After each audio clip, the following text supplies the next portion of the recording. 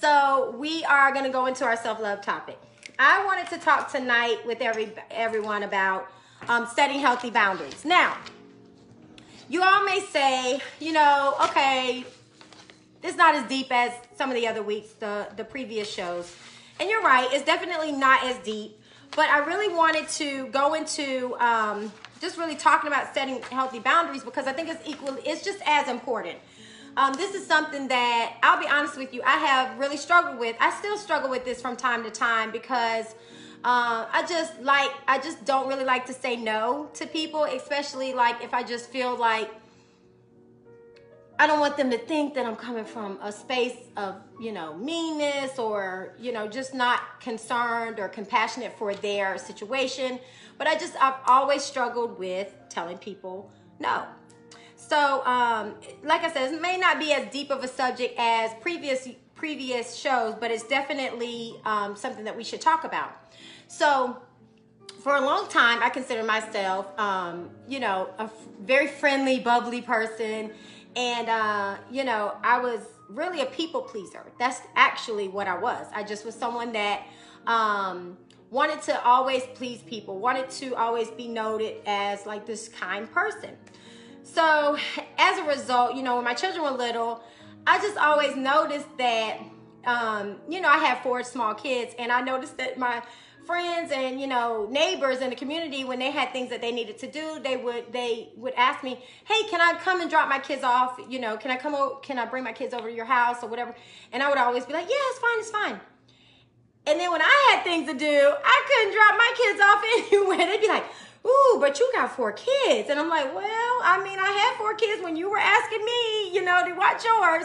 So it's just one of those things where I didn't even realize that, I should have been really more mindful of if I was, being taken advantage of, or in the mindset of people knew I was kind or nice or whatever. And it was just a thing of, oh, she'll do it. She'll always say yes.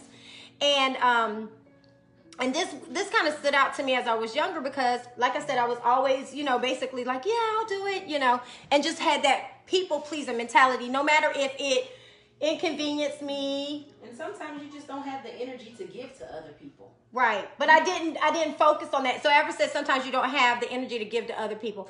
I didn't focus on that. I always felt like I was coming from a place of yes, even if it put me out or even if it inconvenienced me or took time away from my family, my kids, it didn't matter. I just wanted to always be this person that people could rely on. I didn't want to disappoint other people. I just always wanted to come from a place of yes. But at the end of the day, I look up and it's like, I'm empty. I don't have anything else to give, So I had to really learn to start understanding, do I say yes? Do I say that, I'm sorry, this is not a good time for me? When I would feel used up, I would start to feel like resentment. And I would be like, oh, they always want to bring, I started to get kind of upset. But it was my own fault because I was allowing it, So this quote by Brene Brown says, daring to set boundaries is about having the courage to love ourselves even when we risk disappointing others. And that's what I just didn't want to disappoint people. And so that's why I was like, okay, it's fine. But truthfully, what was happening was I wasn't being good to myself. I wasn't showing myself self-love because I was putting everybody and everything above me or before me. So because I wanted to be known as reliable and dependable and that sort of thing. But, I want to talk to you all tonight about setting healthy boundaries for yourself. Going forward, think about, relationships that you have and things that you've set up either at your jobs, your friendships and that sort of thing. You guys listening? Yeah. Okay. No is a complete sentence.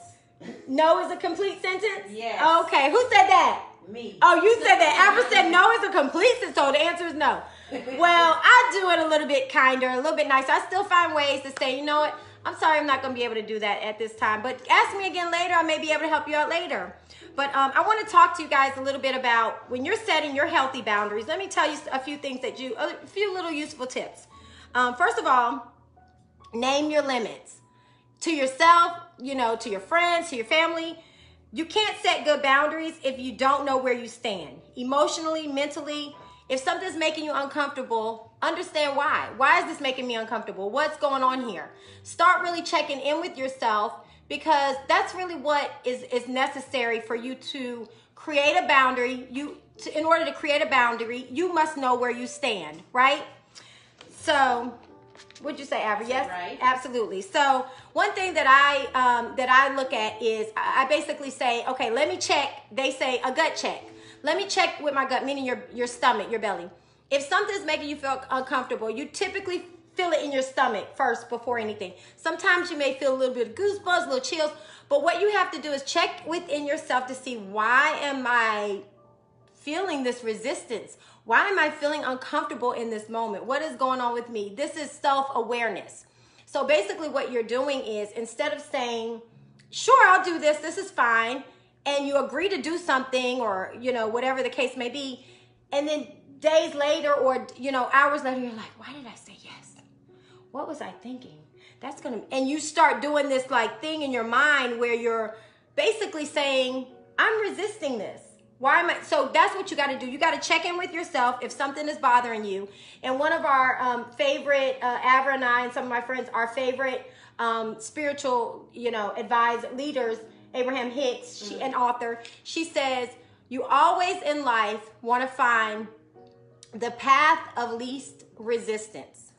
So whatever is going on in your life, you always are looking and searching for the path of least resistance. When I'm doing something, is it something that I wholeheartedly want to do? Is it something that I'm so fully in that I don't have really any resistance? Those are the things that you want to say yes to. Those are the things that you want to put your time and energy into. So also, another tip is be direct. Now, this may not actually be necessary if the person that you're communicating with has the same similar communicating style as you. Meaning, if you kind of talk the same and you kind of flow the same, and you could kind of say, oh, I don't know about that. And they can pick up the hint like this, like, okay, Reagan's not feeling it, or, whatever. If that happens, then you don't have to really be direct, because they picked up on it. They're like, okay, well, she just doesn't want to do this, or, she's not comfortable with this. But if your style, hey, Aunt Meg, look at Aunt Meg, Abra. Hey, Aunt Meg. My Aunt Meg is on. But if it's a person that, your styles may be very different, your communicating styles may be different, they may not get the hint. They may not understand, or they may just be pushy. And they want to take, if you're going to give, a lot of people are going to take. That's just the way of life. So, if that's the case, then you just want to be direct. You just want to say, no, I'm so sorry, I cannot do that at this time. Done. No, period. Abra said no, period. You still can put a few more words, but she said no is a complete sentence. Hey, Kima, we got everybody in the house tonight. I'm so excited. Okay. But sometimes we just create anxiety for ourselves when we agree to do things that we know we're not in a position to do. If you already have a full plate and you agree to do something, knowing what you have on your plate, then it builds anxiety, or sometimes it can even build resentment. And stress, exactly. So Abra says, if you already have a full plate and you have taken on more than you can really chew, bite off more than you can chew, or whatever, you put more on your plate, it creates resentment. It may create stress for you. It may create anxiety for you. So emotionally, physically, mentally, you need to check in with yourself and make sure that if something is going on and you're not feeling comfortable, you need to be able to say that. Also, one thing is, give yourself permission to set the boundaries. What that means is, don't allow fear, guilt, or self-doubt, which are potential pitfalls, because you may be afraid of what that person may say. You may feel guilty about not doing something, even though you can't, it's really not in you to do. And then you might doubt yourself. So if that's the case, then you really need to kind of like set the boundaries, start talking to people like, I'm not comfortable with this, even maybe before the question even arises. If you just feel like something's going to happen where someone's going to ask you to do something that you just don't feel comfortable with. You got to practice self-awareness. You got to check in with yourself. You got to know, okay, this is where I stand, and those things over there, I don't condone those, or I don't want to be a part of that. So you make self-care a priority. That's very important. You make yourself a priority in this. Seek support. If you have friends or family, you can say, hey, Avra, this makes me uncomfortable when this person comes around. I'm going to say I can't do this. Can you kind of back me up on it? Seek support. It's not anything that's wrong to say, I need a little help letting this person know that these things are not working for me. Okay. Be assertive, set your boundary, and follow through. If you tell someone, you know, I really can't do something, especially your kids, especially your children, especially your children, follow through, meaning stay firm in it. Don't let, you know, if you say, no, I can't do something, or you say, you know, this is not going to work for me, make sure that you follow through with that. So we're going to be Instagram Live is going to jump off because we're at an hour on Instagram, and I can keep rolling on Facebook, and I'm going to be finishing up here in a second. So, hey guys, if you're on Instagram, it's going to cut out in like 1 minute. So Jill, I see you're on there. Mira's on there. Sunny's on there. Jump on my Facebook Live. I'm going to go for just a little bit longer in this subject. I'd love to have you join us. Okay, so go to Radiant Reagan. You can share that over there, Jabril. You can share. And Mom said, when people put you on the spot, tell them to let you get back to them. Okay, so my mother is my creative director, and she says when people put you on the spot, this is her advice, and I mean, words of wisdom, right? When people put you on the spot, tell them to let you get back to them.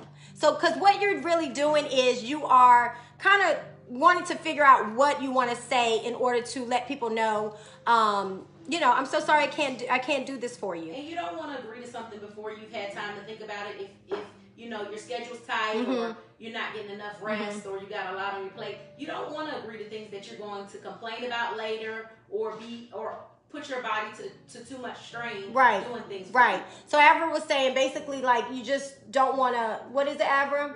You don't want to. What did you just say? She said a whole lot. I was trying to reiterate for her because I don't know if you can hear her or not. What I was saying is sometimes you do need to think about it because you don't want to put your body through too much. So she's saying basically she's kind of speaking to what Maxine said, which is sometimes you need a little bit more time to think about, you know, do I really want to do this? Is it really going to affect me in a way that is going to put me off a little bit? So tell that person, let me get back to you and I'll let you know. So that there's no harm in that. Also, what you want to do is start small. This means like you're basically communicating little things here and there because it takes practice sometimes to set boundaries. I was thinking about this. I was like, what is a good little boundary? And I was thinking like if you're dating and, you know, it's like a potential love interest or something and they're calling you really late, you know, just let them know. You've been there? Ever since she's been there. Staying up late on the phone or whatever, and she has to get up early. So I was just thinking about that. Like, that's a little way that you can kind of set a boundary. Like, you know what? I really don't like to take calls after 10 or whatever. You know, that's just like, if you are a person that kind of has issues with setting boundaries, you want to just give like little bits and, you know, just start small. That's a good little tip. Like, let me just. Reagan, everybody said they can hear me. You don't have to. Oh, Avra said everyone. Yes. Okay, Avra. She said everybody can hear. Okay, good. That's perfect. Okay, and I want to tell you guys, because I don't want to take credit for that, these little tips came from psychcentral.com. So if you want to kind of look a little bit more into setting boundaries, because I was really interested in this. I was like, I have been struggling with this for so long, but it was like the information is there, like little helpful tips. So psychcentral.com, psychcentral.com. Okay, so that's where you can go to get a little bit of, you know, more of that information regarding those helpful tips. So I'm seeing people coming on from the Instagram. So we went on this Instagram for the first time tonight because I just really wanted to try it out, but it stopped at an hour. We were having some technical issues, but we're here popping off on the Facebook like we always do. And so I want to add this last little piece, and then we can go into our giveaways and we'll be done. Another reason why I think it's very important to set healthy boundaries is because you always want to protect your sacred space and your sacred energy. And basically what that means is like who you are. You want to protect your energy, right? And I'm gonna go into this, you know, on a later show because I could go all day about this because this is really important. So I'm just gonna kind of touch on it right now. Basically, if there are situations in your life where you feel, you know, you have, you know, toxic relationships, toxic friendships, people that, you know, it's like, this is not serving me anymore. You really want to limit your time around that person because what you will find is sometimes a person's aura will just make you feel uncomfortable. And it's just something, girls, do you know about that? Yes. Okay. So I have some high schoolers in my, seniors, right? Yes. Seniors! Seniors. And basically what they're saying is it's even for young adults where, if someone's aura is making you feel uncomfortable and, you just don't know what it is, you can't explain it. It's just something is not agreeing with your spirit. You have to be mindful of that. So what you need to do is really limit your time with that person because, I feel like, energies transfer. They could just be sucking everything out of you, trying to use you for everything you have. And then you leave and you feel very depleted. Every time you leave them, you're like, why am I so drained? And sometimes you just outgrow people. You've raised your frequency and they're still in a low place. Absolutely. And and it's not from a judgmental standpoint. Right. Alva said, sometimes you outgrow people, you raise your frequency and they are kind of, still vibing on a low vibration. But, like I said, it's not to be judgmental. It's just like, I'm just not clicking. Right. We're just not clicking anymore. And I look at it and I say, we're not in alignment. Right. And it's just, that's okay. We're not in alignment and I just rather, spend my time, my energy with people that I vibe with. And people who help me level up and we are leveling up together. Absolutely. So I just want to bring this one point. Somebody sent me something, Miss Van, she sent me this little story from somebody was basically relaying a story in the Bible that's in Matthew and it's in chapter 9.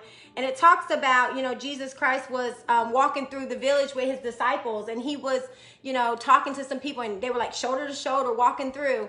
And this is a parable in Matthew. And basically, this is the story of the woman with the issue of the blood. Mm-hmm. So she was, having a vaginal bleeding situation for 12 years, going to seeing doctors and basically like just, they describe it in the Bible as the woman with the issue with the blood. With the flow of blood. And basically nobody wanted to be around her. She was ostracized, at that time. They didn't have situations that we have now. And can you imagine she's soaking stuff and whatever. They didn't want to be around her. It was just an unclean situation. So as Jesus is walking by, this lady basically, because her faith was so strong, her belief was so strong in the energy and the miracles that Jesus could perform, she said, if I could just touch the hem of his garment. So as he was walking by with his disciples, he felt something. And he said, what just touched me? What just touched me? And they said, Jesus, well, there's a lot of people around and we're kind of shoulder to shoulder and we're out on the street. Anybody could have touched you. He said, no, I felt something touch me. And basically meaning when she touched the hem of his garment, she was able to pull something out of him that healed her. And just what I mean by that is that to me is how the Bible kind of speaks about spirit transfers, energy transfers. He knew that something was being withdrawn from him. So be mindful of that when you're around people that, you may not be vibing with. They may be pulling something out of you. They may be withdrawing from your spirit instead of, and you're depositing to them and you're being the light and you're, giving them, all of this information or whatever they're getting from you. And they may be pulling something out of you. So just be mindful of that. So I just want to tell you, vibes don't lie. Just remember that. So guard your sacred space because, it's just you being healthy mentally, physically, emotionally. That's real self-love because that will help you to always be your best radiant self ever.